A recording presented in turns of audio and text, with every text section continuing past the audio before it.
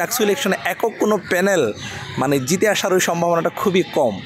যারা দীর্ঘদিন যাবৎ রাজপথে শিক্ষার্থীদের অধিকার আদায়ের সংগ্রামে নিয়োজিত ছিল, আমরা তাদেরকেই আমাদের সবচাইতে উপযুক্ত প্রতিদ্বন্দ্বী মনে করি।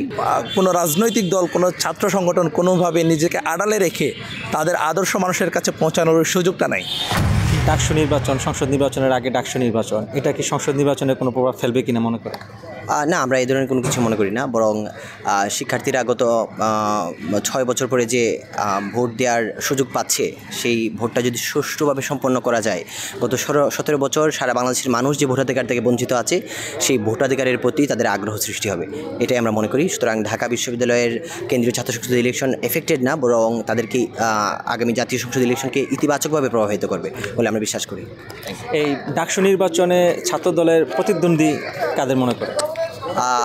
যারা দীর্ঘদিন যাবৎ রাজপথে শিক্ষার্থীদের অধিকার আদায়ের সংগ্রামে নিয়োজিত ছিল, আমরা তাদেরকেই আমাদের সবচাইতে উপযুক্ত প্রতিদ্বন্দ্বী মনে করি। সুতরাং আপনারা যদি শিক্ষার্থীদের কাছে চান, আপনারা জানতে পারবেন যে আওয়ামী লীগ আমলে বা ফেসিবাদের দীর্ঘ নিপীড়ন সময় কারা রাজপথে সক্রিয় ছিল, আমরা তাদেরকেই আমাদের সর্বোত্তম প্রতিদ্বন্দ্বী মনে করছি।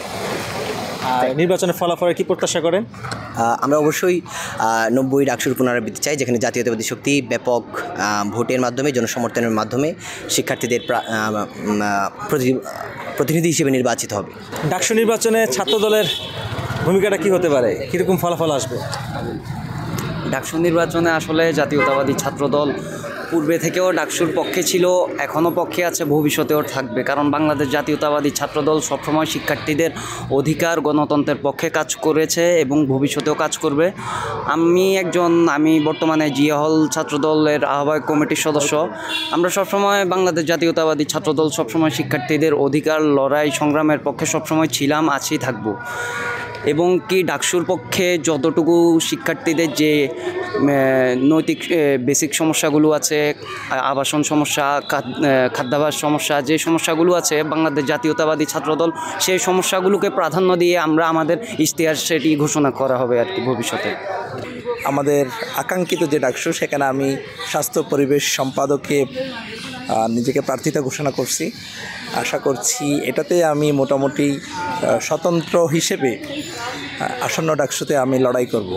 আপনার কাছে কোন প্যানেলটা, আপনি এই জিএস ভিপি পদে কোন প্যানেলটা মানে প্রার্থীগুলোকে হেভিওয়েট মনে করছেন? আচ্ছা দেখেন, ঢাকা বিশ্ববিদ্যালয়ের প্রত্যেকটা শিক্ষার্থী নিশ্চয়ই মেধাবী এবং বিবেচনা করার ক্ষেত্রে যথেষ্ট নিজেদের পারদর্শিতা আছে বলে আমি মনে করি। সেই জায়গা থেকে আসলেই এই ডাকসু ইলেকশনে একক কোনো প্যানেল মানে জিতে আসার ওই সম্ভাবনাটা খুবই কম। বিশ্ববিদ্যালয়ের শিক্ষার্থীরা এইবারে যে জিনিসটাকে সবথেকে বেশি ফোকাস করবে, সেটা হচ্ছে সে শিক্ষার্থীদের জন্য কতটা ফ্লেক্সিবল, তার পোর্টফোলিও আছে কিনা, বা সেই গ্রাউন্ডে তার আদৌ কতটা অভিজ্ঞতা আছে, বা সে কোনো ধরনের কাজকর্ম আছে কিনা, বা আদৌ সে কতটা শিক্ষার্থীদের জন্য ভবিষ্যতে কমিটেড থাকবে, সেই ব্যাপারগুলোতে অবশ্যই সবথেকে বেশি ফোকাস করবে। সেই জায়গা থেকে আমার কাছে মনে হয় না স্পেসিফিক কোনো দলের কিংবা কোনো প্যানেলের সবাই কিংবা ম্যাক্সিমাম কেউ উঠে আসার সম্ভাবনা খুবই কম। সেই জায়গা থেকে প্রত্যেকটা প্যানেলের যারা পোটেনশিয়াল যেসব শিক্ষার্থী আছে এবং যারা ক্যাম্পাসে বিভিন্ন সময় বিভিন্ন কার্যক্রমে যারা সংযুক্ত ছিল, যারা শিক্ষার্থীদের নানা সময় কল্যাণে, শিক্ষার্থীদের অধিকারে যারা কাজ করছে, তারাই এই ডাকসুতে সবথেকে বেশি প্রেফারেবল বলে আমার কাছে মনে হয়। ধন্যবাদ। আপনি একজন প্রার্থী হিসাবে আপনার কাছে কীভাবে মূল্যায়িত হবে যে সংগঠনটিকে 1990 সালে পরিবেশ পরিষদ নিষিদ্ধ ঘোষণা করেছিল শিবির, সেই শিবির এখন প্রকাশ্যে অনাড়ম্বরভাবে নির্বাচনে অংশগ্রহণ করছে ডাকসু, এটাকে আপনি কীভাবে মূল্যায়ন করবেন, বিবেচনা করবেন? অভ্যুত্থান পরবর্তী সময়ে এসে শিবির তার জায়গা থেকে যতটুকু সম্ভব ক্যাম্পাসে বিভিন্ন বিষয়ে তারা অ্যাক্টিভ হয়েছে এবং সেই জায়গা থেকে তারা তাদের স্বাধীনতার জায়গা থেকে তারা এবার উন্মুক্তভাবে নির্বাচনে অংশগ্রহণ করতে যাচ্ছে। এটা তাদের নিজস্ব সিদ্ধান্ত।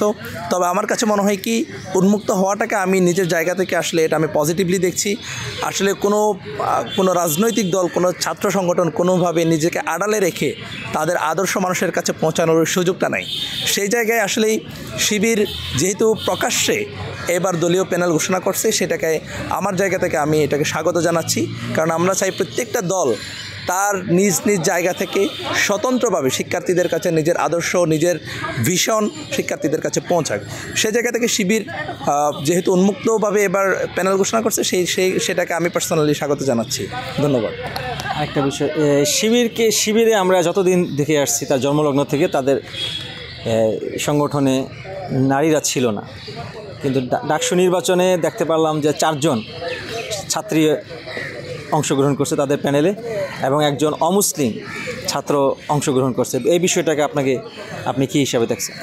অভ্যুত্থানের যে সময়টা, সেটাতে আপনি একটা জিনিস খেয়াল করবেন, নারীদের অভাবনীয় অংশগ্রহণ সবথেকে বেশি ছিল এবং নারীদের যে ঐক্যবদ্ধ প্রচেষ্টা এবং ফেসিবাদ বিরোধী আন্দোলনের যে সম্মুখ তাদের নেতৃত্ব, তাদের যোদ্ধা, সব কিছু মিলিয়ে আমার কাছে মনে হয় কি শুধু শিবির না, প্রত্যেকটা রাজনৈতিক দলেরই সমানভাবে ছেলেদের পাশাপাশি নারীদের নেতৃত্বকে সমানভাবে গুরুত্ব দেওয়া উচিত বলে আমার কাছে মনে হয়।